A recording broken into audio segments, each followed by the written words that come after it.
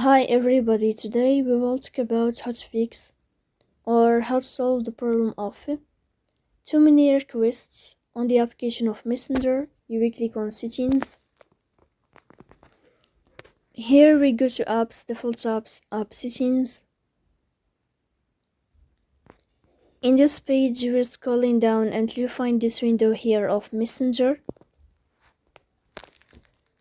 Then in this page of app info you will click on first stop and you will click OK. Here you will enter to the window of storage.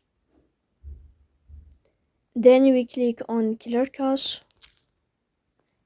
In the end you can turn off your phone and you can restart your phone again to fix that problem.